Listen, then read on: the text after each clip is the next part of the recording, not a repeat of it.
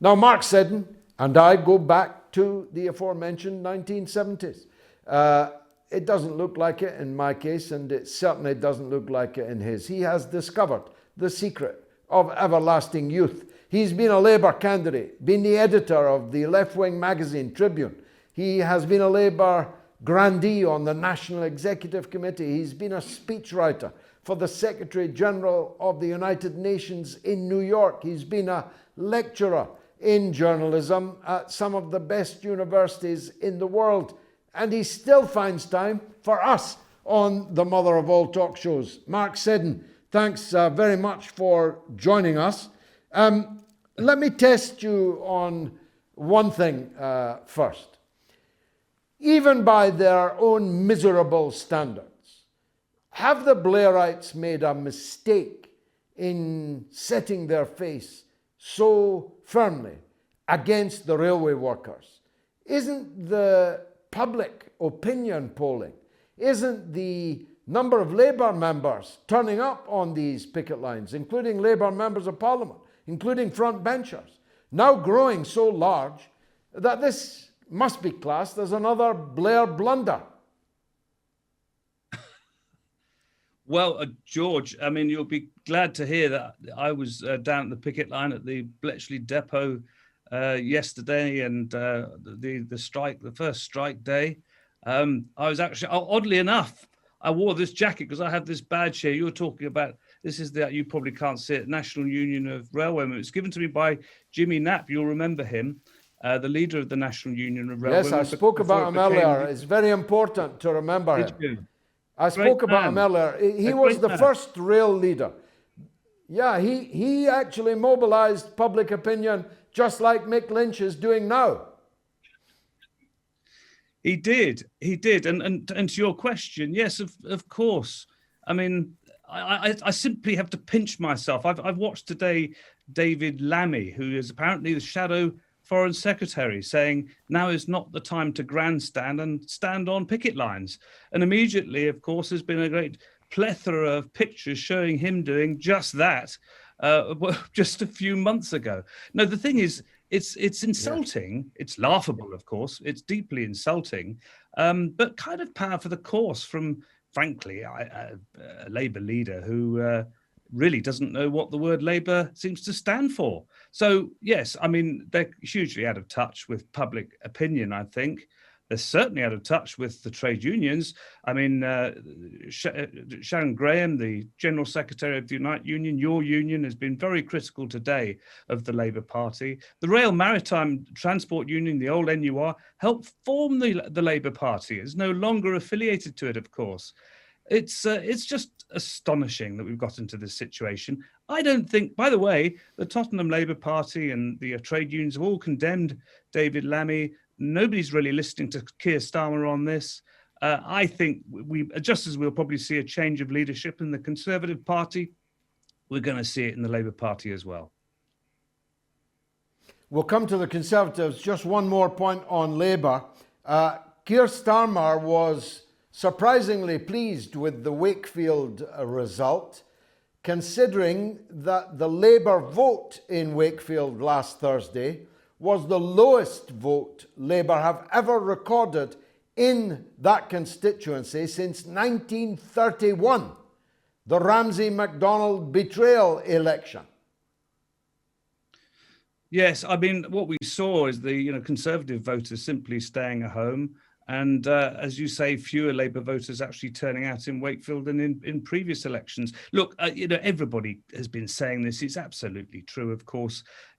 With a hugely unpopular Conservative government, a Labour Party with a half-decent programme and a half-decent leader would, as they say, be 20% ahead or more. And frankly, it's feeble. Exactly. And Keir Starmer can say all he likes, but most of his MPs know that, frankly, he's not long for this world politically. He's a dud. They made a mistake. And so, yes, it's not good enough, and he'll have to go, I suppose. Now let's turn to the Conservatives. A week's a long time in politics, as our old friend Harold Wilson famously said. And so it's turned out. Boris Johnson looked like he was home free, at least for a 12-month, when he managed to win a vote of confidence, or rather survive a vote of no confidence, more accurately. But he doesn't look all that secure now, does he? No, he's beginning to look a bit like a sort of a Commonwealth leader who goes off on a foreign visit and then finds the troops have stormed the radio station in his absence. And of course, he's been spending quite a bit of time with President Kagame of Rwanda, who has been in power for a very, very, very long time. And now Boris Johnson is telling us that he intends to do the same. Clearly, his backbenchers have got a different idea about all of that. He's lost the confidence of 140 of them. Each day brings another a ludicrous scandal, the latest being we're told that he tried to get a business friend of his to front up £150,000 for a treehouse. This is the Prime Minister lecturing rail workers about a 7% pay rise, which is even lower than inflation. The thing is absurd. People, look, even Tories have seen through Boris Johnson. I was talking to a few Conservatives last night at this party. I came across some, and they said to me that they all thought that they were embarrassed by him. I mean, most decent people are embarrassed by him, even his supporters.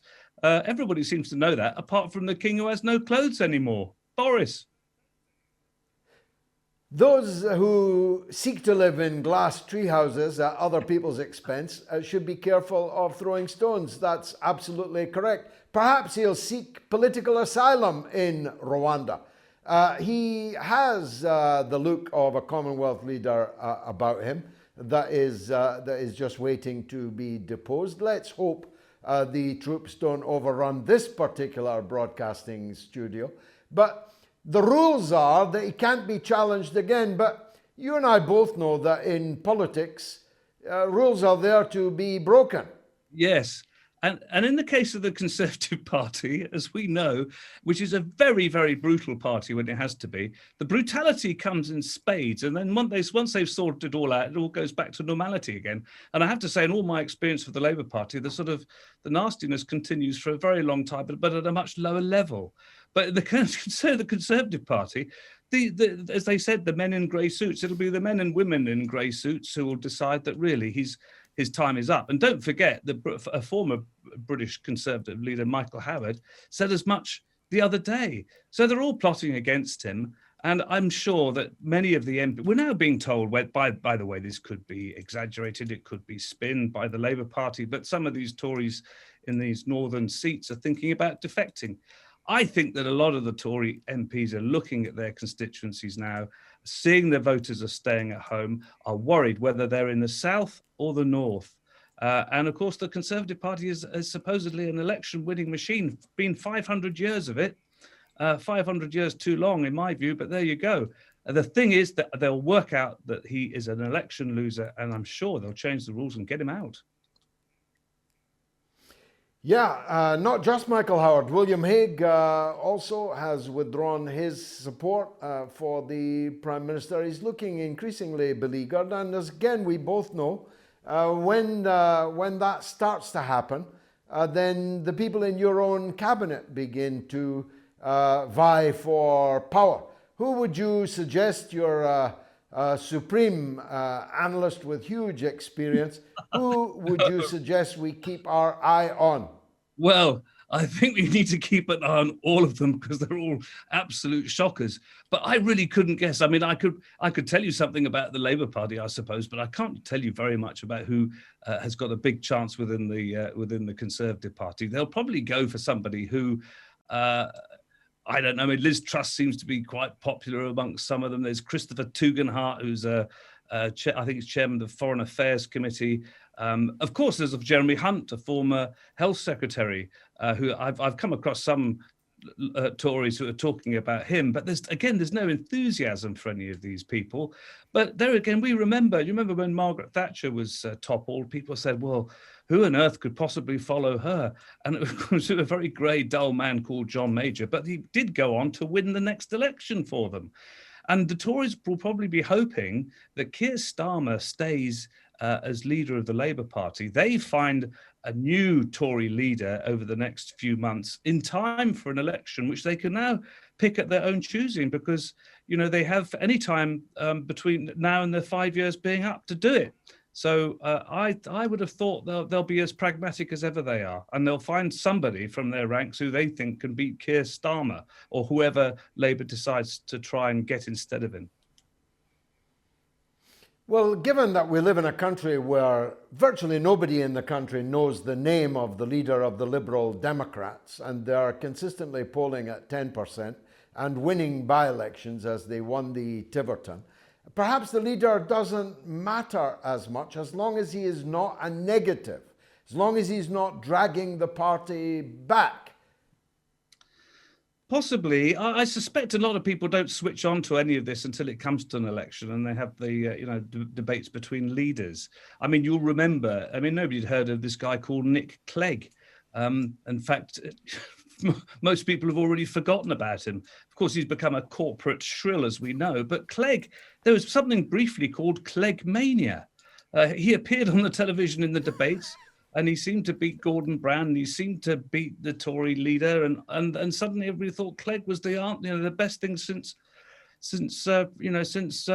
toast, which he then became. So look, I think they will find somebody,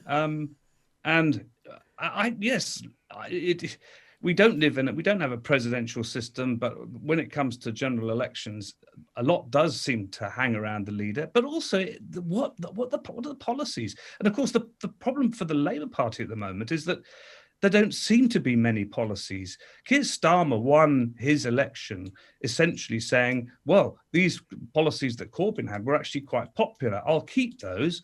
And he spent the past 2 years shredding them all. So we're now in a situation where the Labour Party doesn't really have any policies and people don't know where it stands. And that is Starmer's problem. So whoever becomes the next leader of the Labour Party, who I suppose it could be someone like Andy Burnham, who's already setting out his stall, is going to present a whole set of policies and, will hopefully be quite a well-known and liked figure. You'll have to get into Parliament first. Mark Seddon, as always, thanks very much indeed for your wisdom and sagacity.